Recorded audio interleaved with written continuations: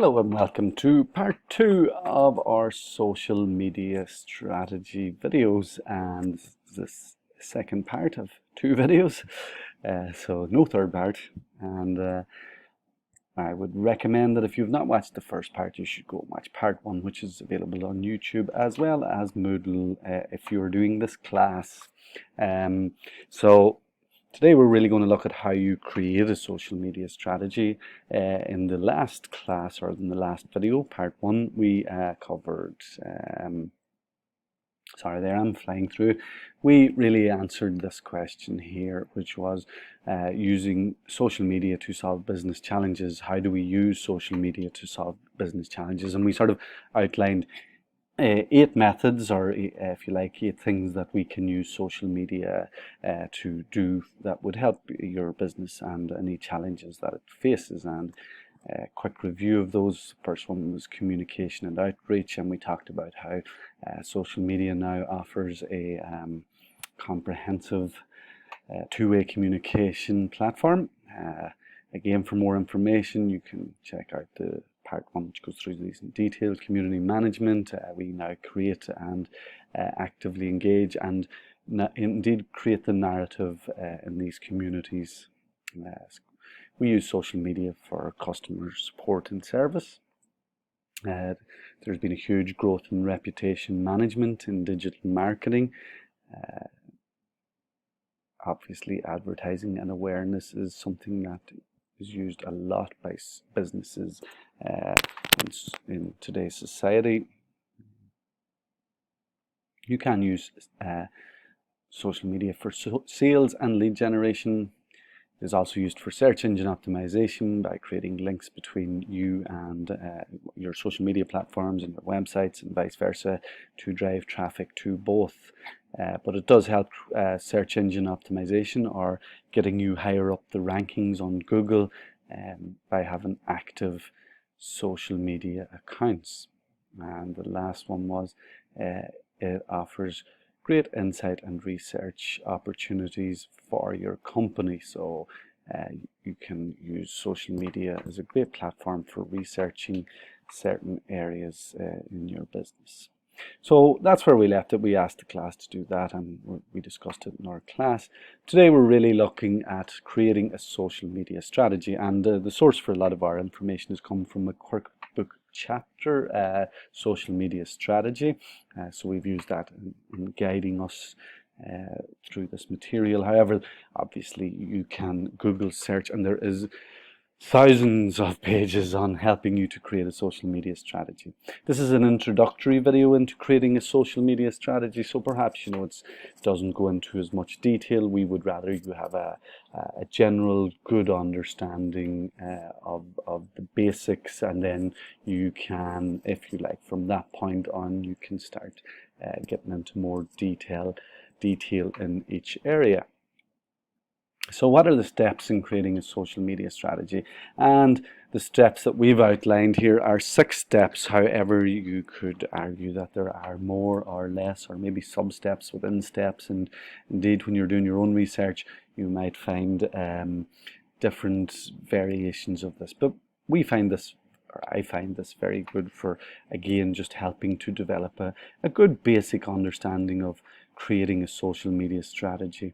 And I think it's important to outline, when I see it now with a lot of clients, companies, and previously with a lot of clients that I worked with, that they were engaging with social media but with no real clear strategy or plan. And again, that being what a strategy is a plan, and what was the reason for your engagement. And I think not so much now, but a lot of companies, and you need to ask yourself the question of yourself, if this is you, are you just doing social media for the sake of it? Are you just putting up stuff to have a presence? And really what we'd like to see is changing that mindset from doing it for the sake of doing it to doing it for a reason and a purpose and to achieve something. And that's what we try to do with strategies, is we've a clear plan, and within that plan we set objectives, and we try to achieve those objectives. And we'll go through that, of course, in more detail. If you have watched my previous videos on digital marketing strategies, it's not too dissimilar. The 6 steps are quite similar. However, we've just tweaked maybe the headings a little bit. For example, understand the landscape. In our previous digital marketing strategy was understand the context, which is probably quite the same thing. So we'll look at that now. So understanding the landscape, and it's important to take a step back first. Before you do anything, take a step back. And, you know, social media is more than a social space you may interact with in your personal capacity, and that indeed, of course, it is. But understanding landscapes and understanding the context is really understanding what is going on out there, understanding what is happening in the social media spaces. When we talked about context in general marketing and digital marketing videos, we talked, you know, as the micro environment and the macro environment, and what we meant by that was, you know, what was happening inside and around your company, what were your competitors doing, what were your customers doing, what were your suppliers doing, what are your distributors doing. And, you know, it's important to understand these things before you engage in any strategy. And likewise to understand the macro environment, or, you know, to have a feeling of what's happening out there. So the micro environment, we say, is the things that we can control, and it's the more things that surround us, and, you know, we have an influence over our customers and our competitors and suppliers, distributors, stakeholders, etc. And understanding them is important before you engage in any marketing strategy, and of course social media strategy. It is no more different. And then, of course, understanding the wider macro environment, the things that you can't control. And of course, the biggest example at the moment is the coronavirus. We usually use the template PESTEL: political, economical, social, technological, legal, and environmental. And, well, COVID has probably impacted all 6 of those at this moment in time. And understanding how it affects your business, you know, it's imperative. It would be crazy for me to engage in a social media strategy if I was not taking into consideration the landscape of the macro environment, or these political, economical, social, technological, legal, environmental considerations. If I was a restaurant doing a social media campaign, I wouldn't be trying, my objective or my strategy wouldn't be based around getting more bums and seats in the restaurant, because they're just not allowed to be on the seats at the moment, and we may have to focus more on our delivery. If I was a gymnasium, you know, again, I'm not looking at getting people into the gym. I may be getting them to sign up to online personal training programs where our online trainers meet every day with the customers online. So we're using technology, and we're using societal issues, and of course legal issues about how far you can leave the house and different things, and we're using and considering these external factors, the macro environment, to, you know, in alliance with developing our strategy. We're using it all together. So while we say understand the landscape, you know, it's just understanding what's going on around you before you go into developing a strategy. Because it would just be crazy for me to develop a social media strategy for any of my clients or any digital marketing executive if they were not considering and looking and using market research to see what is happening around them. You know, and you can do this at both levels. You know, we have down here some questions that you ask: what conversations already exist around your brand, your industry, and your competitors. That's the micro environment. You're getting an understanding of what exists out there.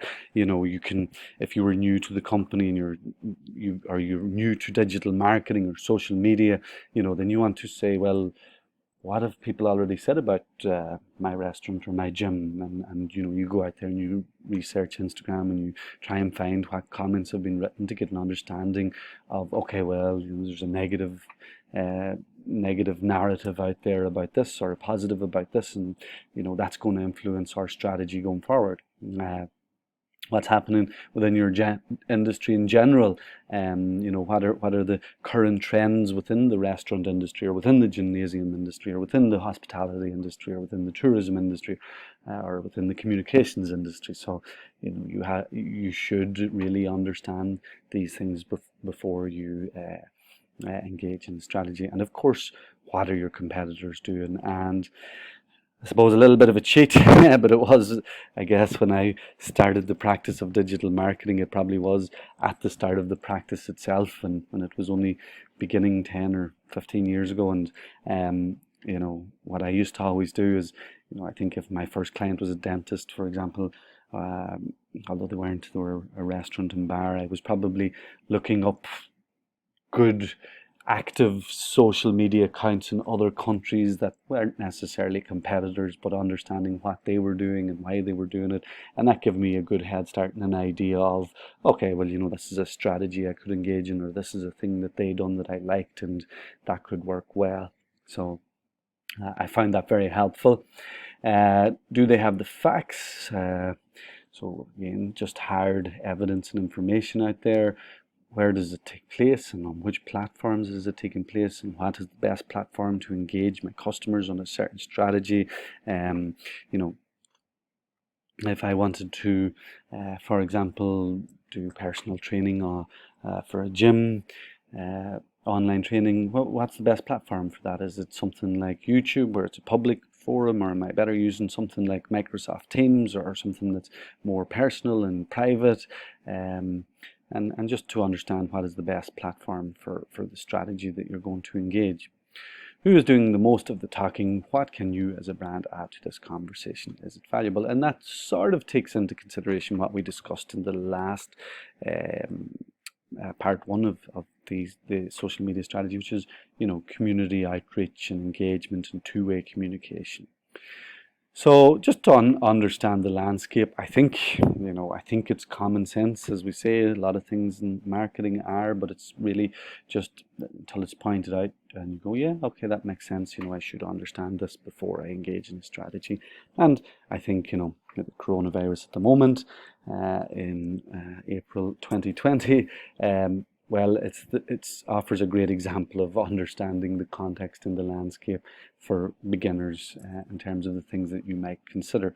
And obviously, if you're watching this after the survival of the coronavirus and all of that, then you need to apply the same principles to what is the current landscape or context that exists around your business before you develop this strategy. After you have a good understanding, using all this data, you have to begin analyzing the data, and you're going to think critically about social media, your brand's broader and marketing, communication and business challenges. So what we mean by that is, again, you maybe look back at the previous slide and you go, okay, well, is my aim here reputation management? Is it customer service, or is it going to be two-way communication? Is it creating a greater brand awareness, or do I want to advertise something specifically? And that's what you're doing. From the research that you've gathered, you go, okay, well, I think maybe this method or this is the challenge. Our challenge is to try and create leads or generate sales through our social media platform, and we are going to develop our strategy around creating leads and making sales through our social media platforms. Or indeed, it might be we are going to emphasize our strategy on reputation management, because if you've done the research and people are talking negatively out there about you, then that's the most pressing issue, because it's going to be hard to create sales until you've improved your reputation.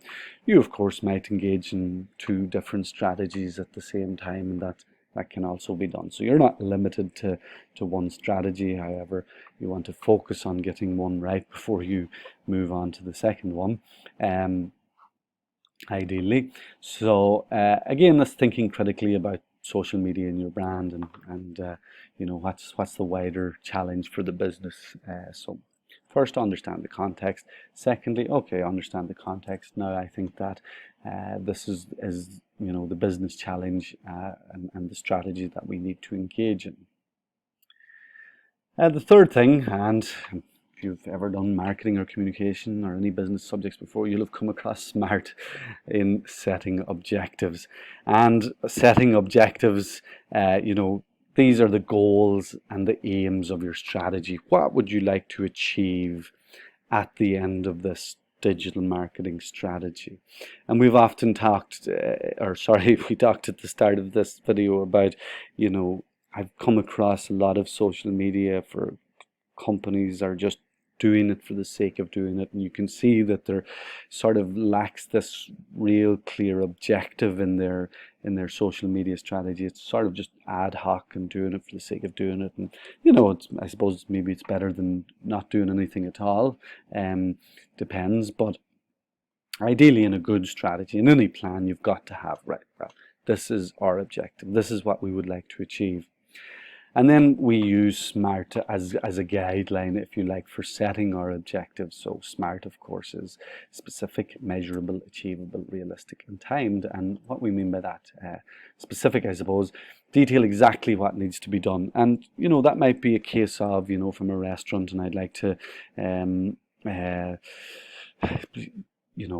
we take the coronavirus at the minute and maybe, create the brand awareness and not let people forget about us, and we say our favorite or best seller, we might decide to create a video of our chef making that meal, and we might look at detailing exactly what needs to be done there. So we need to create a video, and then we're going to upload that video on YouTube, and our objective would be specific in that we would like to, using paid advertisement, we would like to focus, target 2,000 people in a certain area that will watch our video. And you can see that that's measurable, because we can measure it over time, and we can measure over the key performance indicators that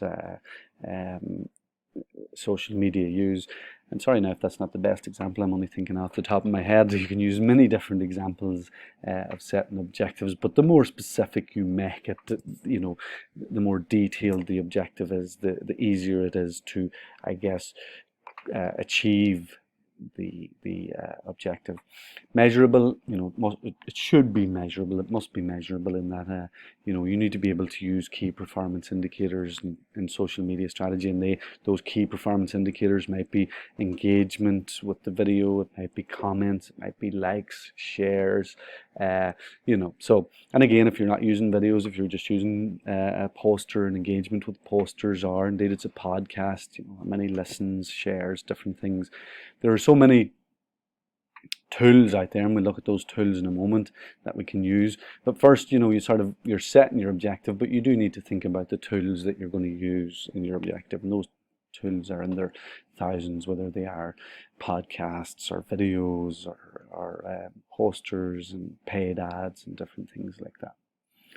Achievable objectives should be really achievable. So achievable based on have we the resources and the finances and different things. Realistic objectives, is it possible to attain? So not setting unrealistic goals. There's no point in saying, well, we want 1 million people to see our video through paid advertisement when we only have a budget of €200 to work off. So and €200 can actually go quite a long way if you're creative in social media. And timed, so that you clearly set a time for your objective. So just set an objective. This is important. Our objectives, you might have a couple of objectives in your strategy, in your plan. They may be interlinked, but you set your objective. This is what we want to achieve. This is our aim, and we make them specific, measurable, achievable, realistic, and timely. And then we create our action plan. And once you have a clear idea of what you want, what your goals, what your aims are, you can begin compiling an action plan to get there. And some things that we consider determine what social media tools you will make use of. And again, a bit like the digital marketing strategy, what is your tactics? What is the methods and the tools that you're going to use to achieve your objectives, to achieve those aims? What are the best tools? What are the best platforms? What are the best methods? Is it paid advertisement? Is it YouTube videos? Is it commenting? Is it going out and getting as much conversation as possible and in as many community networks as possible? Depending on what your objective is, will depend on what your tool is. and you want to get the right tool for the right objective. And if you have any questions on objectives and what the right tools might be, please feel free to leave a question or comment under this. Commit to a frequency and volume of activity, as well as how quickly you will respond. So just have a clear plan, okay, well, we're going to do 7 days, we're going to do the same ad over 7 days, or we're going to do 7 ads over 7 days. We're going to do them at 11 o'clock in the morning because we want to get people when they're on their break, or we want to get them at 5 o'clock in the evening when they've just returned home from work, or 9 o'clock in the evening before they go to bed. Have a think about this here. Develop a conversation plan so that if people do engage and you know exactly what you're going to be saying, and again, sort of forward thinking, creating the narrative of what you're going to discuss, and create tone of voice guidelines, frequently asked questions, community guidelines, and content plans. So again, you're just sort of thinking through all the actions that will be necessary for creating or realizing this objective of the strategy. Implement. This is the fun part. It's time to kick off your plans and put all that research and thought into action. And it is true. It is the most exciting part. I often, remember putting up videos and stuff, and you are giddy. You're sort of watching likes and views and comments and different things, and it is the more enjoyable part to see what's happening, and you're rolling out the campaign, and you might have scheduled posts going at different times, and just seeing what the feedback is and different things, and it's an exciting time. Alert stakeholders that you're starting your engagement plan, and make sure you have tracking in place. So alerting stakeholders means just employees might be able to promote and like and share this for you. Depending again, if it's all gym members, you could ask them to help out in creating this initiative or promoting this initiative if it's in their interest, or it could be a competition or something. So you might want to notify them all and fill out this survey or whatever the tool is that you're using. So alerting people is important, and then making sure you have the tracking in place, and we'll look at that in the next part as well. But just that you're tracking exactly what's happening, so if you do need to, I guess, re-strategize or look at the tactics and tools again, that you can do that. Continue to monitor for mentions of your organization and responses to your message. And again, that's just ongoing monitoring as the action is happening. And again, it's quite fun and exciting. And you do get up negative things and you're like, oh, sugar, need to sort that out or get on that. And keep to the general plan, but be prepared to adapt, which I'd agree with, which is, we have to be adaptable as marketers. Track, analyze, and optimize is the last part of our strategy, and really sometimes the I guess the forgotten part, and maybe the most important part as well. We should really be tracking and analyzing and optimizing, because I always say I've made mistakes in digital marketing before for my own company and for indeed previous employers, and I remember I had a very good boss in the past, and I'd made mistakes in one campaign, but because I'd been monitoring and analyzing it, and I was able to go back, and to be honest with you, it was a disaster, and thought I was going to lose my job. But when I met with them after the weekend, and I said, oh, this is disaster obviously, but this is exactly where I went wrong and why I went wrong, and I accept whatever you're going to do, but just for yourselves, if you were doing this in the future, this is where it went wrong, and this is how I would recommend doing it in the future. And once they were aware of that, they were like, okay, well, if you've learned from that, and we know we can improve on that in the next time, then let's do that the next time. And that's the most important thing, is that we're learning, we're tracking, we're analyzing, and what we've written here, the beautiful thing about digital marketing is that you can track pretty much everything. It's a very measurable thing, whether that's comments or likes and shares and different things. It's all very, very trackable.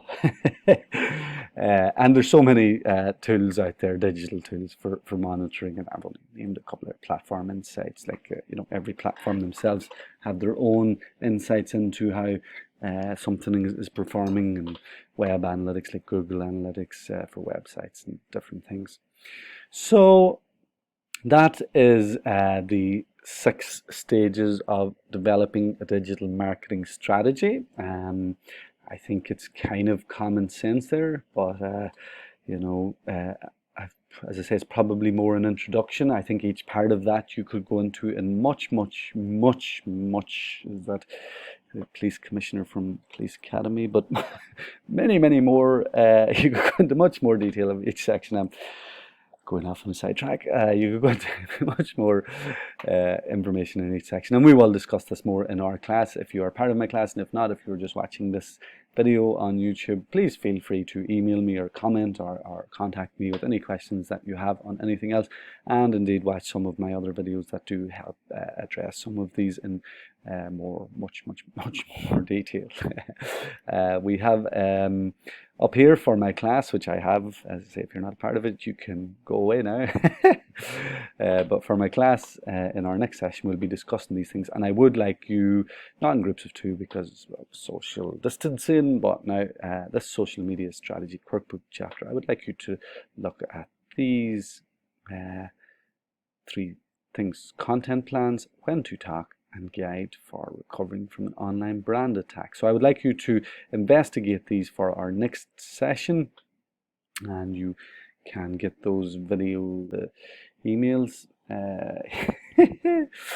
You can get the chapter here. It is social media strategy workbook chapter. Okay, so that's all from today. I hope you enjoyed this part 2 of our social media strategy. I hope it helped you get a basic understanding of social media strategies. And if you have any questions, please feel free to contact me. Thank you and have a good day. Take care.